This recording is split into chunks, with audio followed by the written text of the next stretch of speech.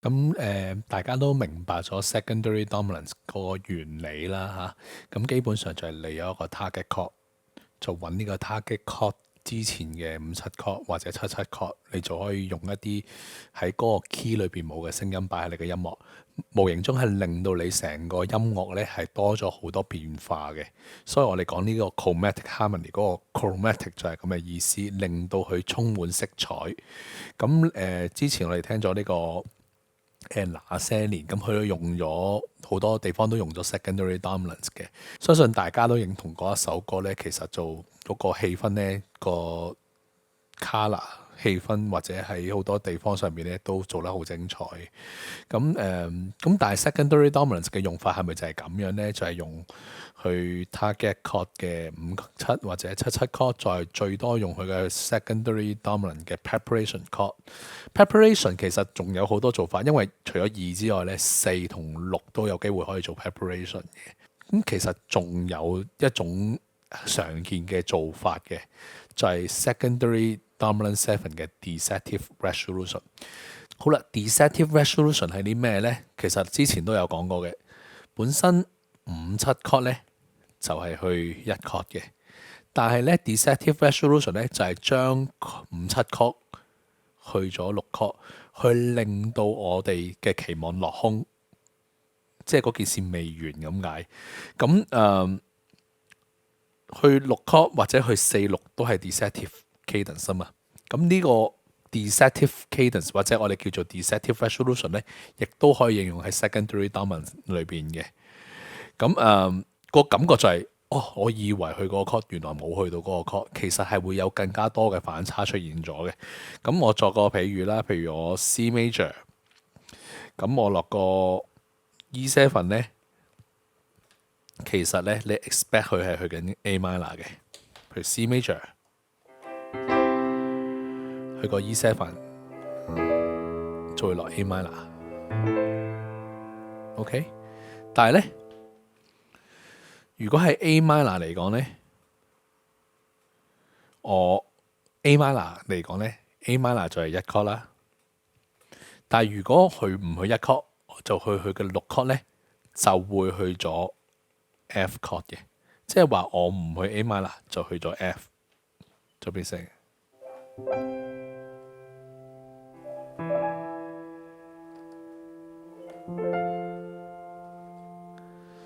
好似唔係好順，但係又好似會有嘢繼續發生落去嘅感覺。咁跟住落嚟，我會俾一個例子大家聽，就係 C key C major 嘅，就係黃婉之嘅《月亮説》。咁我就唔播啦，大家就上網聽一聽翻啦。咁我就寫咗啲 chord 出嚟嘅。咁咧聽之前我彈少少俾大家聽啦。聽之前你可以睇到咧，其實佢就係做咗頭先我個 example 講緊嘅嘢，就係個 E7 咧，基本上係 5/7 of 6嚟嘅。係一個5/7 of 6 chord，但係佢就冇去到6 chord，就去咗 A minor 嘅6 chord，即係 C key 嘅4 chord。嗱，有啲複雜啊。呢個係 C key C major 嘅4 chord，但係 A minor 嘅6 chord，咁 E7 就去咗個 F 啦。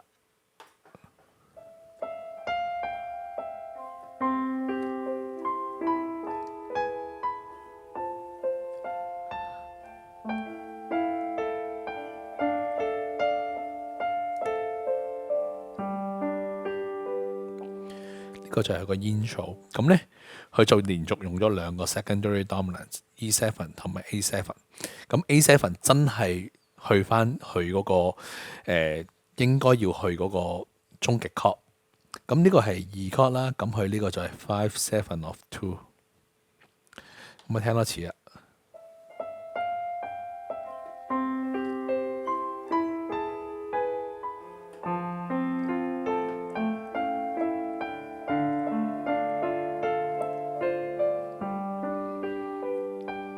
就係咁樣。咁成首歌其實咧呢個 E7 落 F，跟住再去 A7 咧，亦都係貫穿咗佢呢首歌嘅 verse 同埋 chorus，亦都成為咗呢一首歌好獨特嘅一種韻味。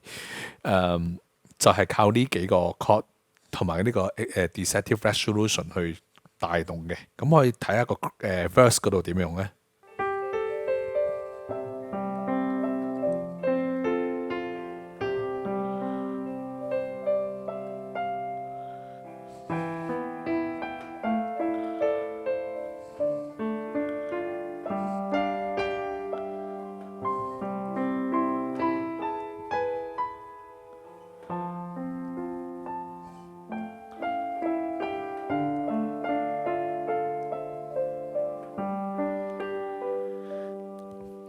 其實好靚呢首歌個 melody，咁同埋咧呢個 C 去 E7 咧，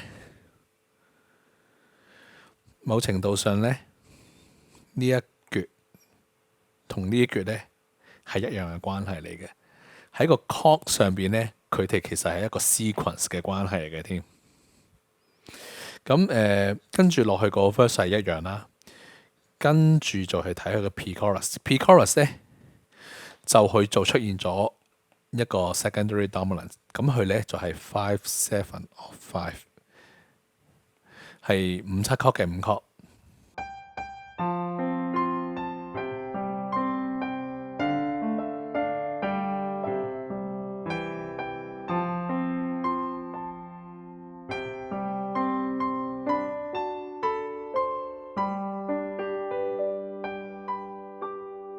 咁咧呢個 D7 咧喺感覺上邊咧就冇其他嘅 secondary dominant 咁出，因為你睇一睇翻咧 D7 咧係有一個 F sharp 喺裏邊，咁 F sharp 咧就同 C 嘅 F sharp 咧，即係基本上呢個 D7 係屬於 G major 嘅5/7 chord 嚟嘅，咁 G major 同 C major 咧其實係一啲比較近嘅 key 嚟嘅。因為佢哋只係爭一個 sharp，所以你用呢啲咁嘅 secondary dominant 咧就好自然，好唔覺去用咗咁滯嘅。但係其實佢係 secondary dominant 嘅。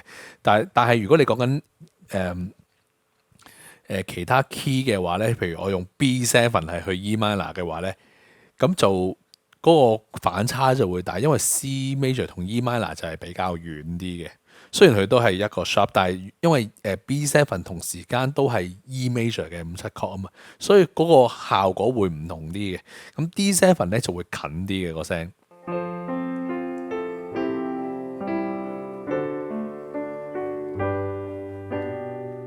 OK， 跟住 chorus 咧嗰個地方咧就用多一次嗰個 C 去 E7，F 去 A7 嗰件事。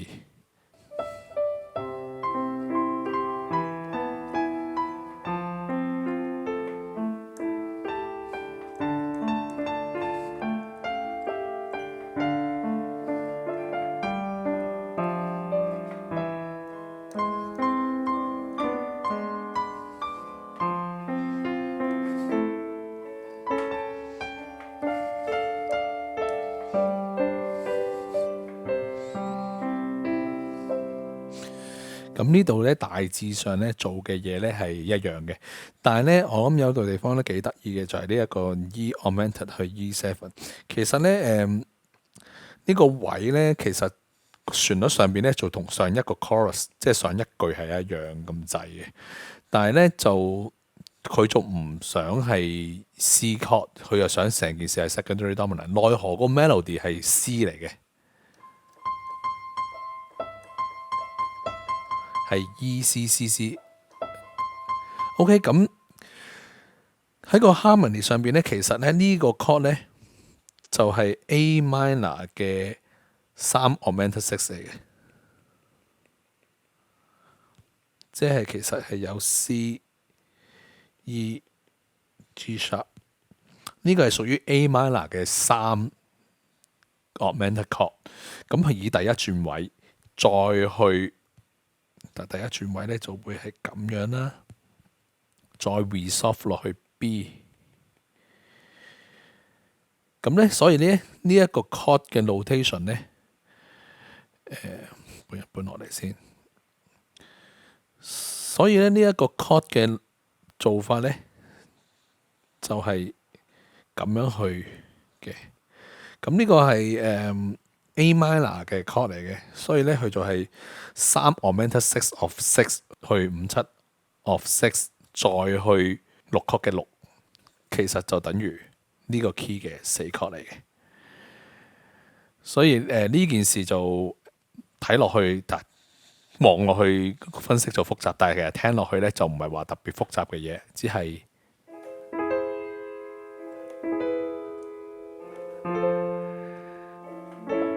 聽多次啊，我就咁彈晒成個 chorus 嘅 chord。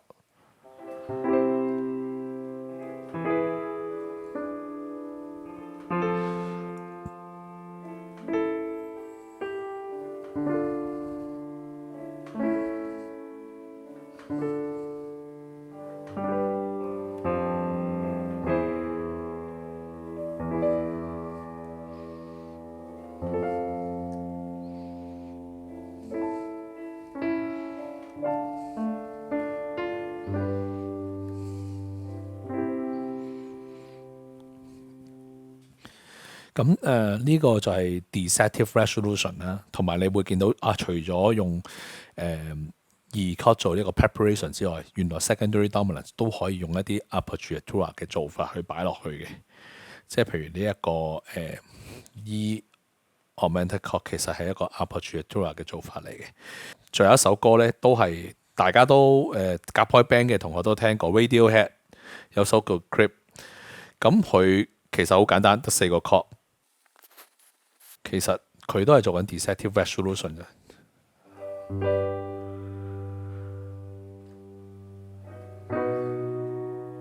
B7 咧，其實呢一個係 G major key 嘅嘢嚟嘅。G major key 佢呢個係1 chord，但係 B7 咧係 E minor 嘅5/7 chord 嚟嘅。E minor 即係 5/7 of 6咧，都係 5/7 of 6。呢個只係B7，但係咧佢亦都係冇入去E minor， 佢係去咗 E minor 嘅6 chord， 即係呢一個係 6 of 6。咁呢個6 of 6咧，其實就等於呢一個 key 嘅4 chord 嚟嘅。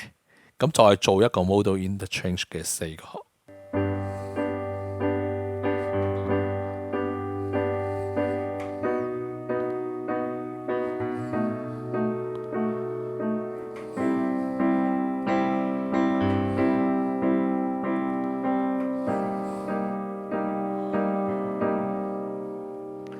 咁好簡單，4個 chord 已經做咗 secondary dominance， 仲要 deceptive resolution， 再加埋 modal interchange。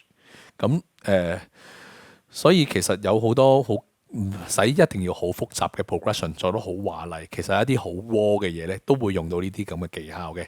咁大家可以聽下 Radiohead 嘅 Creep 同埋黃遠之嘅月亮說，佢都用咗 deceptive resolution 嘅。